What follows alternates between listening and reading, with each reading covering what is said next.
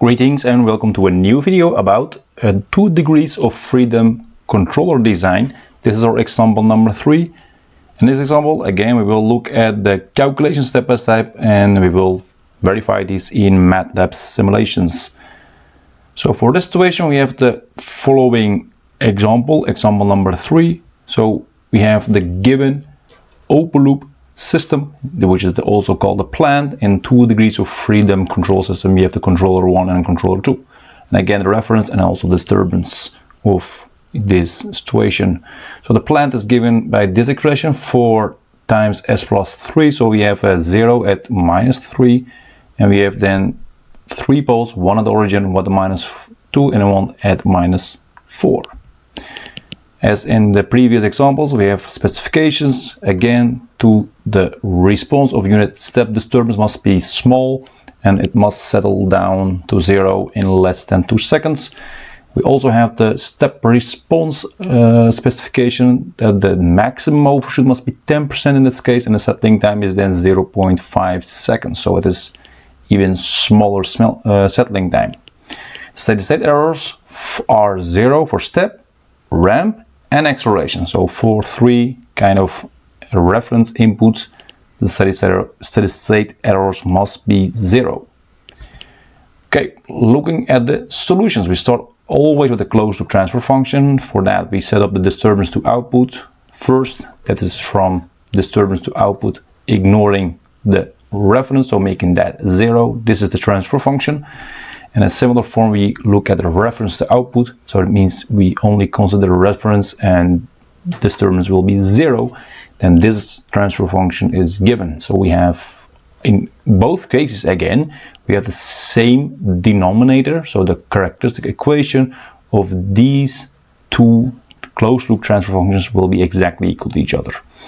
Now we also define for this case that the total controller is the combination of the controller 1 and controller 2, which is also shown here. We just sum them up and come together. There's of course a plus sign here, which is then shown here in an error. So what you have is then the following situation. We have then combining the controller 1 and 2 will be controller, just the total. In a similar form, we can also do that for the reference to output.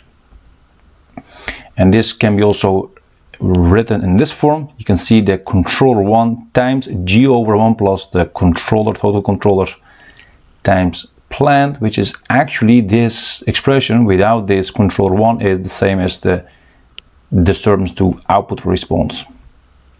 So assuming the controller, the total in this case, so mention this total, controller is a PID.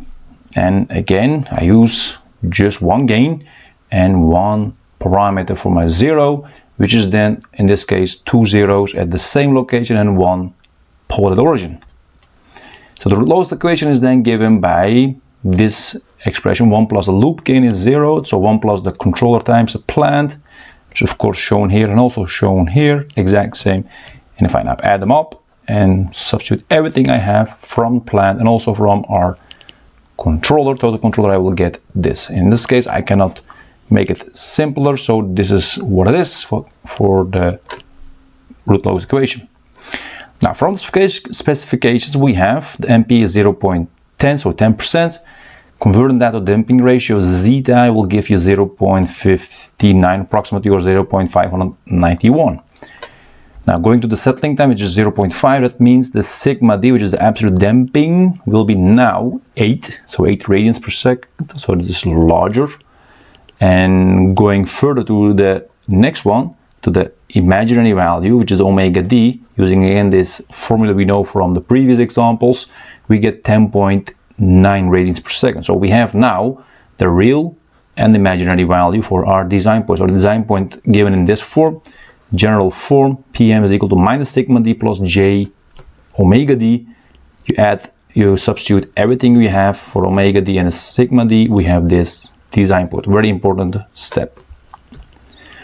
Next step is looking to the root lowest equation in great detail. So that means we need to use the angle criterion and also make a sketch of the situation of the real and imaginary axis.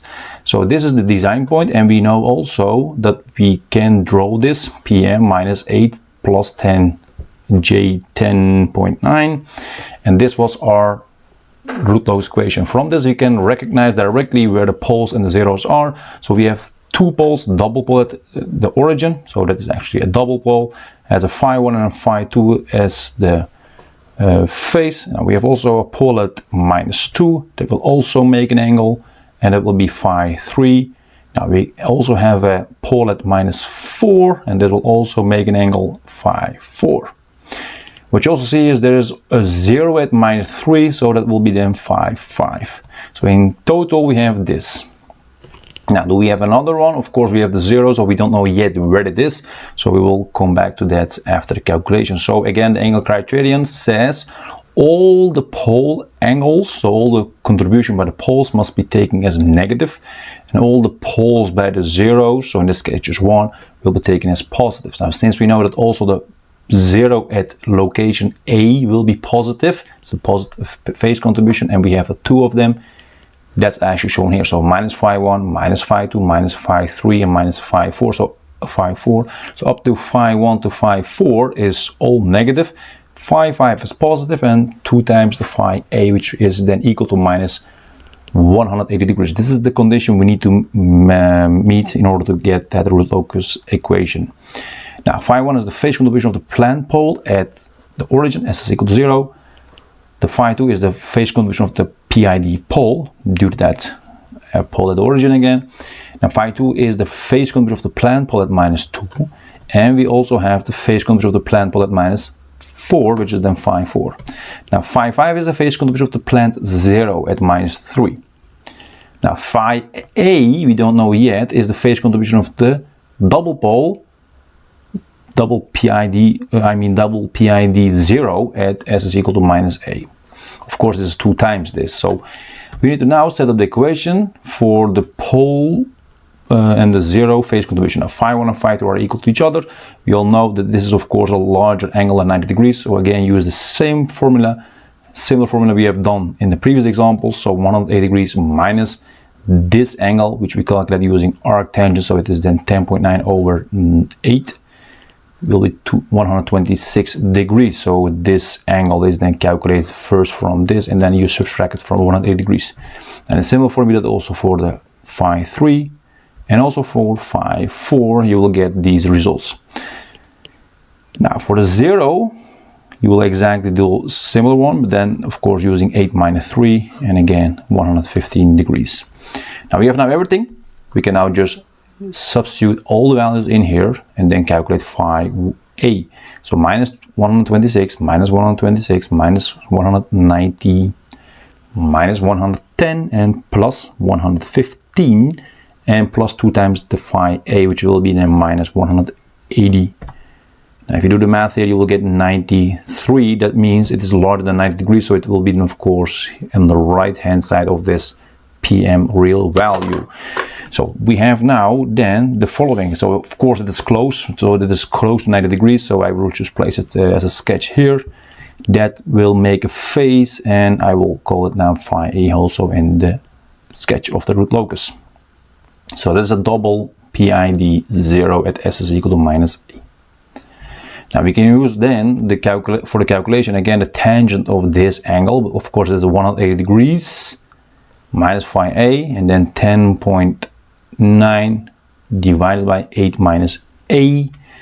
And if you now do the math here, you will get this. Of course, just substitute the phase first, and you will get for a 7.43, so close to 8.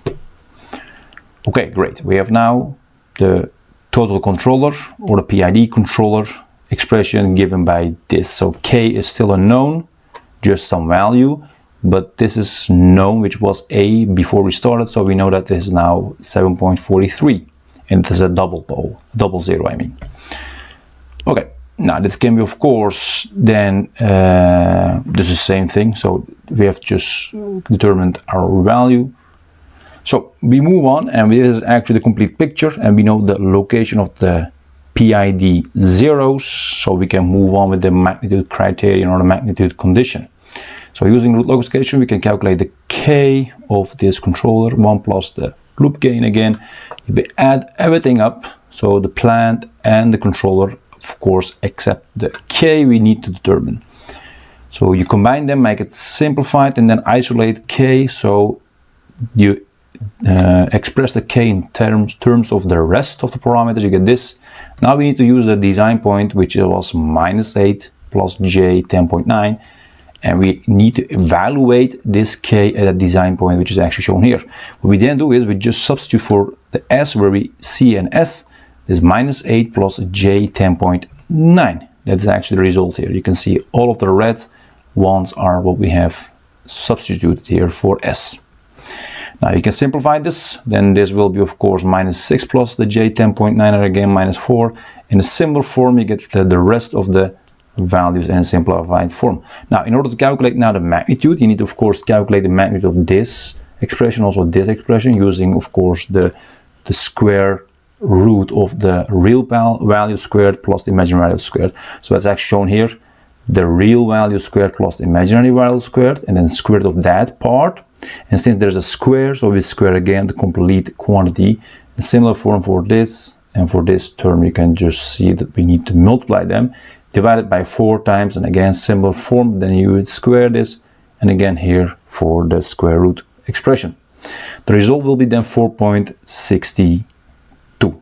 That's for the k of the PID controller, of the total controller. So the PID controller or the total controller will be then just add the value here for the k will be then 4.62 times s plus 7.43 quantity squared over s. That is now the final result for the total controller. Of course, we don't know yet what the separate controller transfer functions are, so that will be then determined later on. Okay, moving on to the next steps. We can now again summarize the total controller. This was the result, and we can of course again write it down in a different form such that the p, I, and the d, so the proportional, the integral, and the derivative parts are recognized easily. So what I do is just of course first s plus 7.43 squared, you write that out, so we work out actually the parentheses, and you then multiply each term here in the numerator by 4.62, you get this result.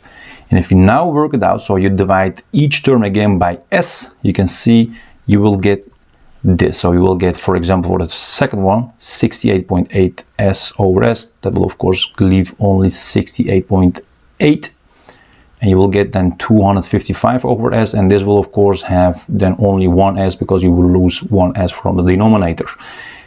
This is then the expression looking similar to a standard PID controller configuration, because that's P, proportional controller just gain. This is the I, which is the pure integral action, and this is the derivative action. So we have now the PID. Now, so the closed loop transfer function now, looking from a disturbance to output, will be then using again the same expression, the planned over 1 plus the loop gain. So what we have is then this, you just substitute everything you have. We have now also determined the total controller transfer function. Now this will give you this expression. You can see we have again 4s, so sort of an s in the numerator, and so that means a 0 at the origin, and another 0 here, of course due to the plant. But we also have rewritten this expression as a polynomial, because we know that in the later steps we need to use a 0 placement approach, and that will be of course easier to follow if this is written in the polynomial form, the characteristic equation. Okay, step 2 is considering the reference signal only. So the closed transfer function was there given by this, actually very similar to the transfer function for disturbance only we have this controller 1 included. So if I now just use what we have from the previous discussion, we only have of course this controller 1, which is not here unknown. Now make it simplified, and then again the same characteristic equation in the expression here, so the denominator exact same for the tyr as a tyd. Now we go to the 0 placement approach. So we say the numerator of this transfer function is this must be equal to the last three terms of the denominator of this expression. So that means actually the following. Thus, controller 1 times this is equal to 339s squared plus 1846s plus 3071, which is actually shown here now. If you now just want to have an expression for GC1, that means you just divide everything from the left side or from the right side by 4s times s plus 3. So you get actually this. This is of course already divided by the 4, so you divide each term here by just 4. That's actually just reducing the coefficients, and then you add also s times s plus 3 in the denominator. This is the final form. You can also of course write it down in a different form. You get it out here so as a coefficient, and then have a different numerator expression. You can see also that for maybe other calculations, which can be easy. So the controller 2 now can be then calculated, since we know the controller total is controller 1 plus the controller 2. Then we can say controller 2 is then controller total minus controller 1. We know controller 1, we already determined controller total, so just add them up and then work it out, and you will get the expression which is shown here.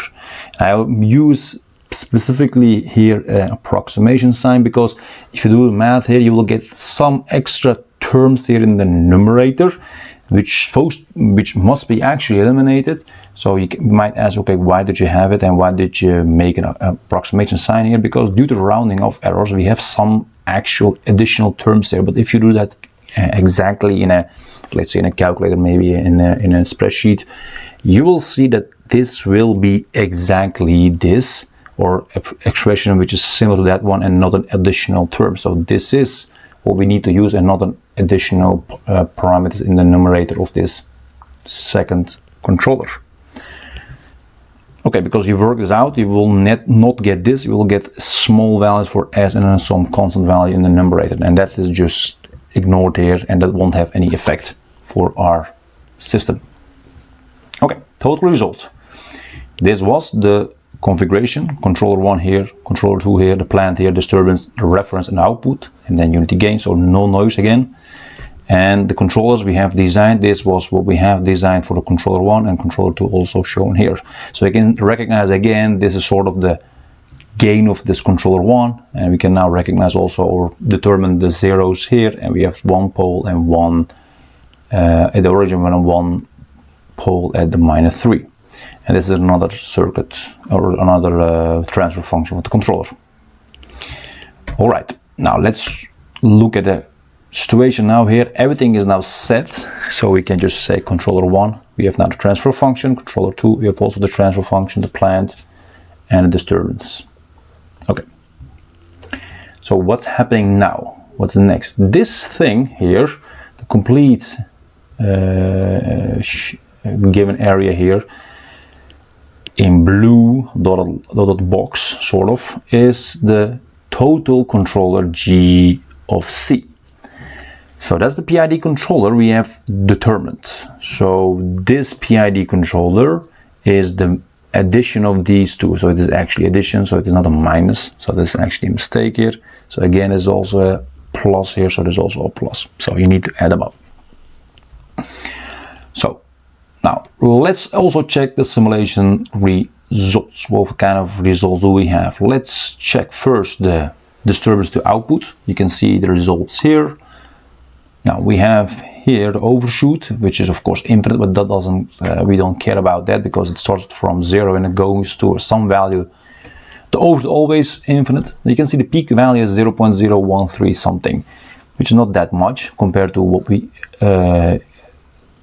apply actually at the disturbance, which is of course a height of 1, so it's unit step disturbance. And it approaches quite fast the 0, which is an approximate in this case in 1.4 seconds. So we have again our specifications here shown here, and you can see the final value is reached, or the 0 is reached quite fast. So that is of course fine, and we also know that the peak value is not that much. So here in summary what we have from this plot. for the disturbance. Okay, now going to the next one, which is the reference to output response, just looking at the unit step response, of course. This is the result. You can see again the final value, the settling time, and also the overshoot. Looking at the specifications again, we need 10% overshoot and settling time of 0.5 seconds. If I look at the location here of the value of the overshoot, is 47.7, so almost 48%. Now way too much. Of course, it's almost 5 times larger, and the settling time is almost 2 times larger.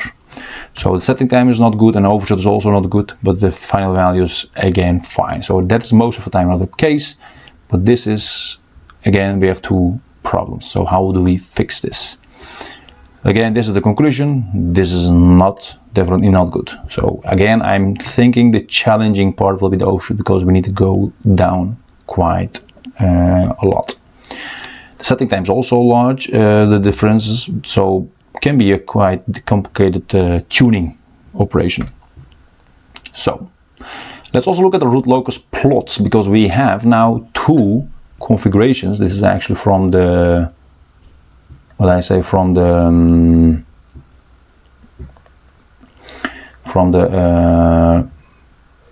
MATLAB. So you can also see here in the configuration of the MATLAB, this is just one of the configurations when you use the control system designer tool.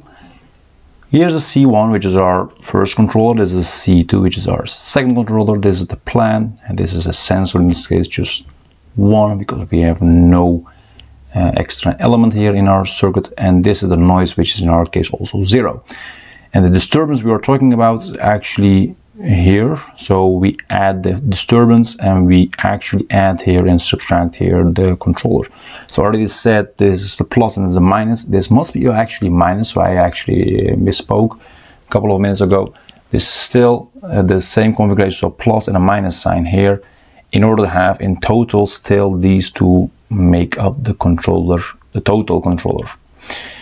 What I also want to point out is this is different. This configuration will give you a different root locus tuning than the configuration where we had this R and then of course a parallel combination C2 and then going together in the summation. What you now have is 2 controllers which will also have its own tuning method. So we have the tuning here, C1, which is a controller we have designed, and we can then tune the gain. So by actually moving with this pink dots, we can then change the gain of C1, which is now actually showing root locus editor for loop transfer C1. You can do it similarly for C2 using this this plot here on the right hand side. So you can of course now say, okay, I'm looking at my response, which is definitely not what I want, because the overshoot is much larger than 10% and the settling time is also much larger than 0.5 seconds. Okay, that's fine, the final value is fine, but these 2, this is okay, but these 2 are definitely way too much. We need to of course make that smaller, and of course at least at max the value it is given in specifications. And for that you can then use the tuning of the gain of C2 only, or the C1 only, or both of them. And we can see what will then happen. So what I have done, I've just started, let's say, at C1 and look at the shape of this the response. You can see that actually live. So by changing this, you can directly see what the response effect is.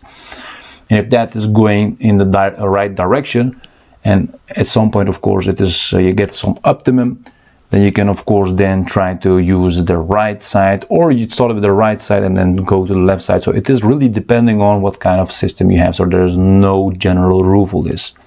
Now for this situation, just as the original designed controller 1 and the controller 2, these are the responses. So the unit step reference input response is definitely not what we wanted. And looking to the disturbance, that is fine, also the value, it goes also fast to 0. So the disturbance does the job, but the reference input gives us not a good response. So here again the summary for the specifications. So we need to tune again and again. So this continue tuning of the controller. So what I have done is the following. I tried again adjust the controllers. Of course, let's first give the controller transfer function. These were given, C1 which I have determined here, and also C2 we have determined. So you can see sort of the controller's gains and also the rest of the parameters. So what we can do, we can just say, okay, let's leave the controller 2 as it is, just adjust this and see what kind of effect this has on our response, this unit reference response. It can be also done for C2 or combination of. Now what I have done, of course, also looking at what the best option was after trial and error, I came up with this result. This was actually my conclusion. You cannot do it in this case just looking at one gain. That means you need to increase something and then increase the other one. Now at some point, of course, you see that you're going in the right direction, and I have now managed to have a satisfactory result by changing the gain of the controller 1 from now 84.8 to all the way to 3008, which is of course a huge change. And then the controller gain 2 will have a change from 4.62 up to 44.5. So the rest of the parameters are exact same. So this won't change. So this also won't change. The only change we will make is this controller gains. So the adjusted controller 1 will be then this, just change the 84.8, and the other one will be this. So that's actually the final result. So no change in the zeros or poles. So the controllers, the new ones, will be then this one, and that is then the final result which will do the job here. So you can now see what then the response is. So again, the root locus and the response are together. So this is now after tuning the C1 loop transfer and C2 loop transfer, we came up actually with this response for the unit step reference and also the response to unit step disturbance. Now you can already see that the settling time is much smaller. So actually here 0.341 seconds, so definitely smaller than 0.5 seconds. And also the final value, so those are fine. You can also see the overshoot here is 9.8, less than 10%. So again, that's fine. And we can see the settling time is smaller, so we meet all the specifications looking at the unit step reference input. You can also see that this also settles quite fast, so again in approximately 1.8 seconds. And this value, in this case, we now have much lower amplitude compared to the original situation. So using the original controllers, we had a much higher amplitude here. In this case, it is almost now 0.0034, which is very small. So it's actually not noticeable, maybe in actual measurement. Alright, now let's then look at the unit ramp response, of course considering this adjusted controllers using these new gains.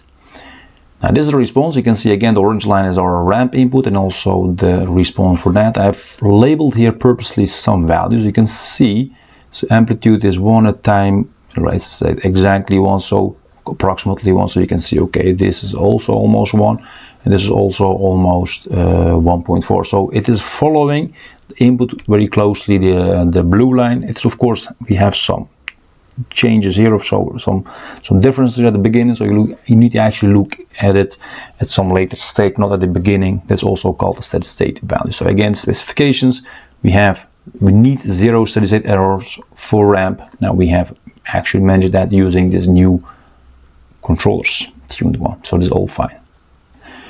Also unit acceleration response, this is then the result. Again, you can see 0.5 is the amplitude at 1 second and 1.28 is again in both cases at 1.6. So I just labeled 2 points to give you an idea that it is indeed exact same. Again, our specifications and our designed controllers with our of course tuned parameters for the gain, and the steady state error for the acceleration now was also 0, so that's also fine. So let's make then the comparison of the results. So we look first at the reference to output and then compare what we have designed initially with the huge overshoot, which was of course bad, and also quite a long settling time, almost 1 second compared to 0.5 what we needed. And we have now 9.8, so lower than 10%, and of course also that's fine, and also the settling time is also much lower than 0.5 seconds. I can of course try to even lower this, go maybe to 4% or 3% or maybe 1%. That is possible, just adjust one of the controller gains again. That was also possible. I can of course move on, but I was of course purposely stopped. I just purposely stopped here to show you, okay, I need this much gain change at least to get to this value, which is approximately 10%. So the final settling time is also fine. The final values for both cases were always, of course, from the start already fine. So this final value is 1. It means there is no steady state error for step input. Okay, the comparison says actually the following original designed controllers, controller 1 and controller 2. These were the controllers. We have this results again in red, which is of course much larger. And this is the controllers we have tuned, just the gains, and we have now the result here, which is of course all green. So we can say this satisfies the specifications. Okay, let's also check the disturbance. I already said disturbance is now much better because the blue line here is actually the original response to the original controllers, and the orange line is here much smaller. You can see it is 0.000338, so 4 zeros here. Then looking to the original peak amplitude of the disturbance was 0.0131, so much larger. Of course, they approach 0 almost at the same time, approximately at 1.4, maybe at 1.6. So it is similar to that, but the peak value is definitely much larger. So this is much larger and this is better. So if I now again look at it, it's almost settles after 1.4 seconds. So again, comparing the original designed controls and the tuned controllers, you can see this peak value is much larger than that one, and we can see they all get 0 value at approximately 1.4 seconds. All right, this is then for this situation. Now, if you have any questions about this problem, please let me know and I will try to answer them as soon as possible. Again, what we have seen is that the steps we have carried out, we're looking at the design point from the closed-loop transfer function characteristic equation, actually use that to determine the required 0 and also the gain value of the PID controller. But then we have of course seen that the actual controller we have designed does not give us the required overshoot and also the settling time. So we again use the tuning, and by tuning I mean always just one at a time. In this case it was much simpler in this case, of course on average simple, I think, because the example 2 we had to do also changing the 0, changing the gain, and also in addition I have also changed the location of the pole of the filter, so that was actually a little bit harder too. In this case we just changed the gain of the controller 1 and the controller 2. Of course it was not possible, I have tried that, by only changing this gain or only changing that gain you will maybe get your settling time okay, but the overshoot was not fine, or the other way around. So it was not the both for both cases possible. All right, thanks for your attention. If you again have any questions, just let me know in the comment section of this video. I will try to answer them as soon as possible. Of course, don't forget to share and like this video so that we can reach more people for this very interesting topic. See you next time and take care.